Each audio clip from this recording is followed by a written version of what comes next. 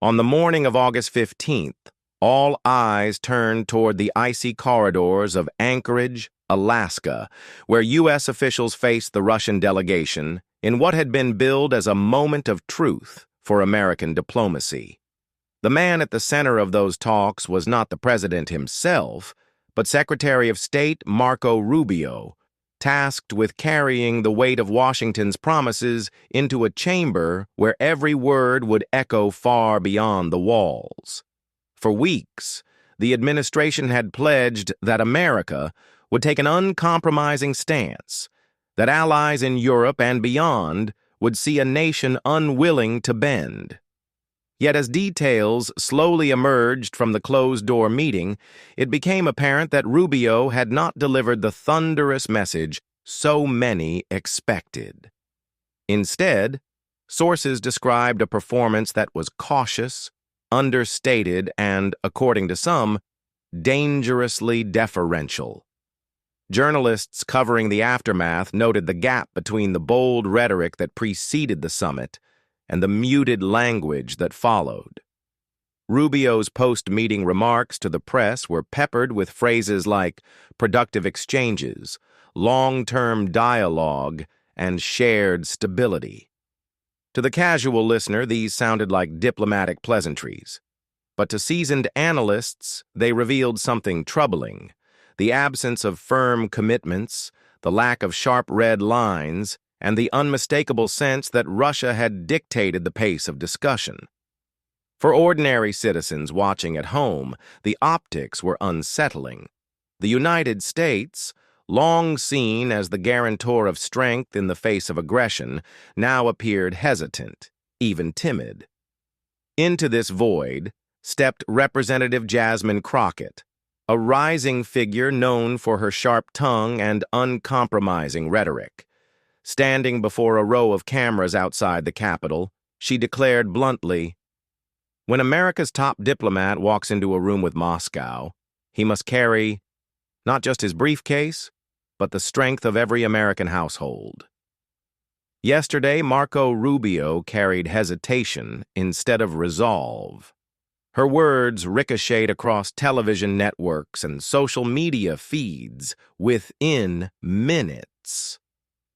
Commentators debated whether Crockett had crossed a line, but even her critics admitted the sting of truth in her statement. For many, her voice crystallized what they had already sensed: that the United States had blinked when it was supposed to stand tall. As the sun set on Washington that evening, hashtags like Rubio Blink and Where is the Strength began trending nationally. Editorial pages filled with urgent questions. Had Rubio misread the room? Did he believe that measured tones would achieve what firmness could not? Or was this simply the latest example of an administration too willing to trade courage for compromise? For Crockett, the answer was already clear, and she seemed more than ready to challenge Rubio directly in the days ahead.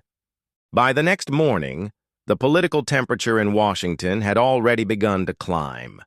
News programs replayed Marco Rubio's carefully measured statements on loop, and the public reaction grew increasingly uneasy. The words that had been intended to project calm diplomacy now sounded to many Americans like excuses for weakness.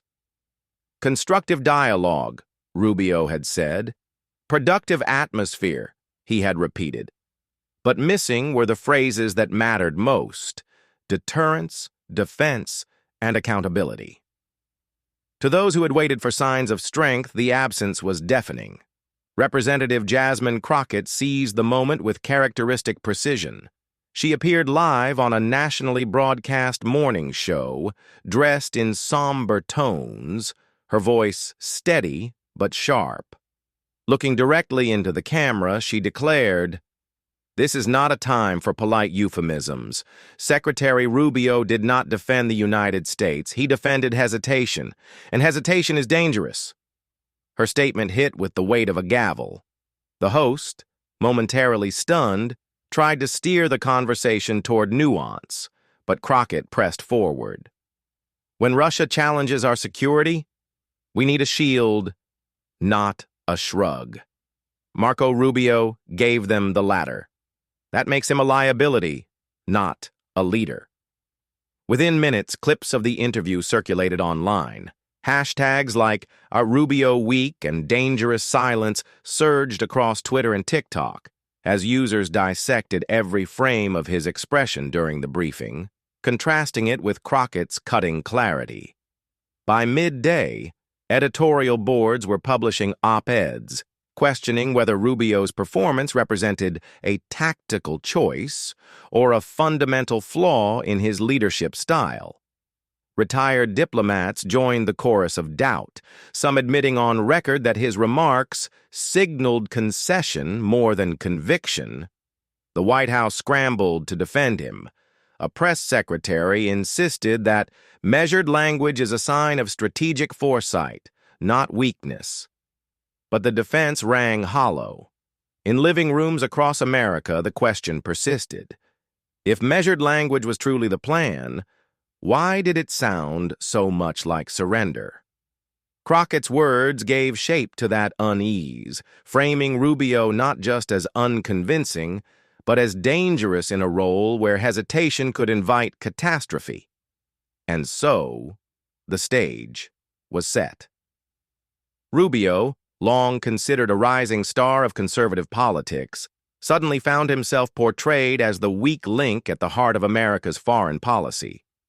Crockett, meanwhile, emerged as his fiercest critic, unafraid to say aloud what others whispered privately.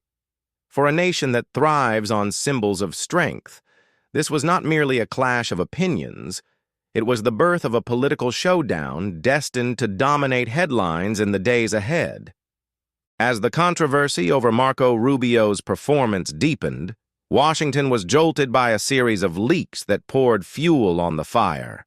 Anonymous aides who had been briefed on the August 15th negotiations began speaking to reporters off the record, and their stories painted a disturbing picture. According to multiple accounts, Rubio not only avoided pressing the Russians on critical defense systems, but also shifted the conversation away from missile deployments when the subject became tense. One staffer described it bluntly. The Russians brought their sharpest arguments, and Rubio countered with platitudes.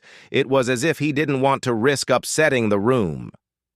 Another claimed the secretary's tone was soft, almost apologetic. Moscow dictated the rhythm, and we followed. Journalists rushed to verify the accounts, and within hours, cable news hosts were dissecting every whispered detail. The leaks suggested that America's top diplomat had walked into one of the most consequential talks in recent years and chosen compromise over confrontation. For a public already uneasy with vague official statements, the revelations confirmed their worst suspicions. The United States had blinked at a critical moment. Jasmine Crockett wasted no time sharpening her critique. At an impromptu press conference, she delivered a scathing rebuke. "What we're hearing now confirms what I said yesterday. Marco Rubio was not representing strength, he was representing surrender. If these accounts are accurate, then America's allies should be gravely concerned. Our adversaries test us every day, and instead of standing firm, the secretary chose silence. That is not diplomacy. That is dereliction." Her words landed like a thunderclap. The phrase dereliction ricocheted across headlines, instantly becoming the keyword of the day. On social media, hashtags such as Rubio dereliction and he chose silence began trending, amplifying the narrative that Rubio had failed in his duty.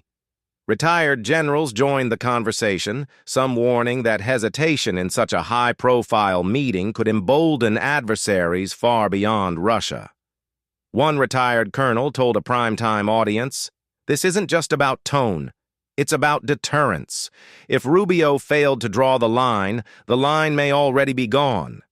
The White House attempted to contain the fallout by dismissing the leaks as selective interpretations and urging the public to trust in the administration's broader strategy.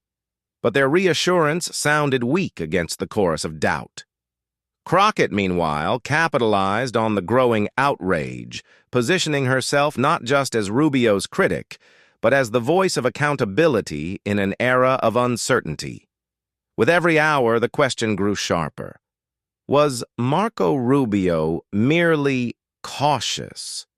Or had he, in fact, compromised America's security? The White House communications team moved swiftly to shield Marco Rubio from the rising storm, but their defense came across as carefully scripted and hollow. At a midday press briefing, the press secretary insisted that the Secretary of State's approach was a calculated exercise in strategic restraint. The phrase was repeated several times, as if rehearsed, but reporters in the room pressed for specifics. What commitments were secured? What guarantees were made? The answers were evasive, circling back to the same hollow refrain: strategic restraint. To many watching at home, it sounded less like confidence and more like damage control. That evening, Jasmine Crockett took to primetime television, determined to cut through the haze of official talking points. Sitting across from a seasoned anchor, she leaned forward and spoke with the poise of someone who understood the gravity of the moment. The administration is calling this restraint. I call it retreat, she said. Her words carried a chill that seemed to freeze the studio for a brief second. She went on. When America's top diplomat hesitates in the face of an adversary, it is not strategy. It is surrender, dressed in prettier words, and the American people know it. Clips of her remarks spread almost instantly across social media. The phrase, retreat, not restraint, became the headline of the night. Cable news channels replayed her interview on a loop, juxtaposing her pointed criticism with Rubio's measured, almost monotone comments from the day before. The contrast was glaring. One voice sharp and uncompromising, the other guarded and evasive. Even commentators who were usually sympathetic to the administration admitted privately on air that Rubio looked overwhelmed. Meanwhile, activists seized on Crockett's words. Protesters gathered outside the Capitol, carrying signs that read, "No more retreat," and "Stand up, America." Editorials in major newspapers argued that the U.S. could not afford to send signals of hesitation at a moment of escalating geopolitical tension. Retired officials weighed in, some warning that allies in Eastern Europe were already rattled by the optics of weakness. Inside the administration, aides scrambled to frame Rubio as a steady hand, but Crockett's narrative was gaining dominance. Her voice was no longer just that of a critic. It was becoming the rallying cry of a movement demanding accountability. For Rubio, the pressure was mounting, and the question that had begun as a whisper was now shouted from rooftops. Was he the wrong man for the job at the wrong moment? The storm around Marco Rubio's role in the August 15th negotiations grew darker when new leaks surfaced, this time carrying far more substance than whispers of tone or body language. Late-night reports revealed fragments of internal documents suggesting that critical defense measures in Eastern Europe had, in fact, been postponed as part of the stability framework quietly discussed in Anchorage. Though the administration denied the documents' authenticity, the timing and detail of the leaks were impossible to ignore. One section reportedly referenced a temporary suspension of advanced missile deployments, language that struck fear into allies and ignited outrage at home. By dawn, major news outlets ran front-page headlines asking the same blunt question: did Marco Rubio sign off on concessions that weakened America's defenses? For an already suspicious public, the answer seemed obvious. Rubio's measured tone now looked less like diplomacy and more like a cover for retreat. Across cable news panels, retired generals debated the implications. One grimly observed, "If this document is real, it means we've traded deterrence for delay, and Moscow knows it." Another warned that America's credibility with NATO could be irreparably damaged. Jasmine Crockett seized the opening. Standing before cameras on the Capitol steps, she delivered her most searing indictment yet. "The Secretary of State is supposed to defend our nation, not dismantle it in slow motion," she declared. "If Marco Rubio agreed to postpone the very systems that keep our allies safe, then he has not just failed, he has endangered every American family." Her words reverberated across social media, where number Rubio conceded and number defenseless deal shot to the top of trending lists. Protesters gathered outside the State Department, waving signs that read, "Courage, not compromise," and "America won't bow." Editorials called for immediate congressional hearings, while international commentators questioned whether the United States had lost its grip on global leadership. Within hours, Crockett announced that she would introduce a formal demand for the release of all documents tied to the August 15th talks. "The American people deserve the truth," she insisted, "and if Marco Rubio won't give it to them, then Congress will." As the day ended, the administration doubled down, dismissing the leaks as fabrications. But the narrative had already hardened. Rubio was no longer simply accused of weakness. He was now branded as the architect of a concession America never voted for. The battle lines between Jasmine Crockett and Marco Rubio were no longer rhetorical. They had become a struggle over truth, transparency, and the very definition of national security. By the sixth day after the August 15th summit, Washington no longer resembled a city of whispers. It had become the epicenter of a political earthquake. Crowds gathered outside the Capitol and the State Department, their chants echoing through the streets. "Show us the truth!" and "No more silence." What had started as scattered criticism of Marco Rubio's tone had exploded into a full-scale crisis of credibility. Protesters carried banners painted with bold letters, "America doesn't bow," and "Courage, not compromise." Veterans, students, and families from across the country joined forces, their anger united by a common suspicion that their government had hidden dangerous concessions behind the veil of strategic restraint. Internationally, the tremors were even sharper. European allies, rattled by rumors of suspended missile deployments, demanded urgent clarification. NATO representatives issued cautious but pointed statements, warning that credibility is the cornerstone of deterrence. Behind closed doors, diplomats admitted they were alarmed by the perception that Washington's top envoy had chosen caution over clarity. One European minister, speaking anonymously, told a reporter, "If America hesitates, then our borders become the testing ground for Moscow's ambitions." Jasmine Crockett, seizing the moment, escalated her campaign. Standing before an ocean of microphones, she delivered her fiercest speech yet.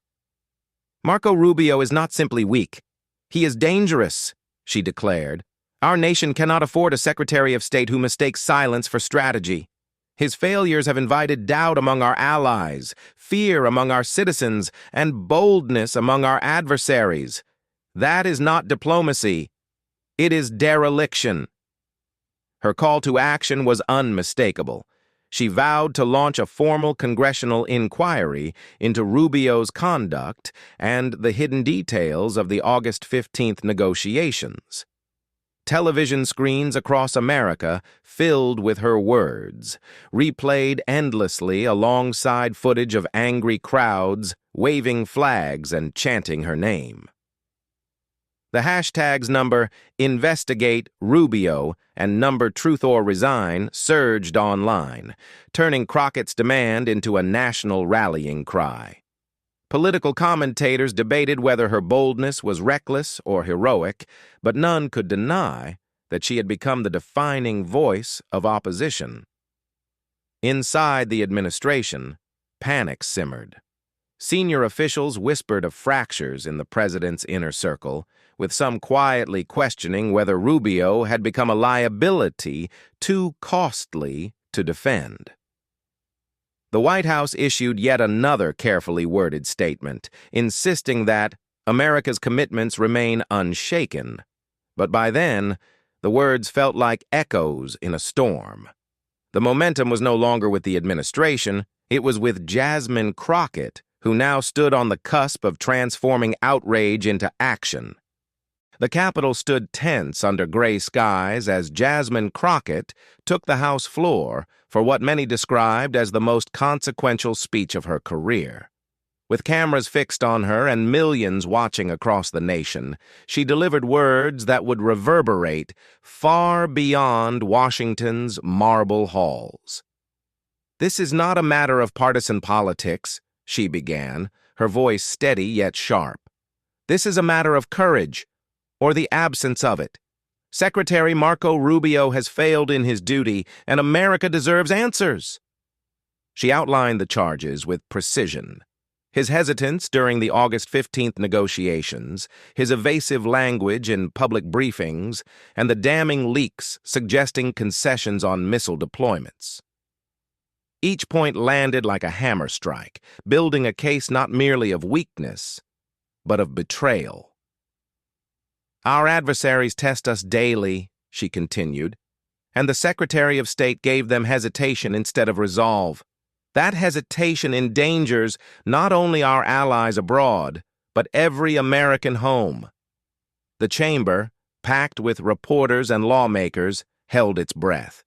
Even Rubio's defenders sat in uneasy silence.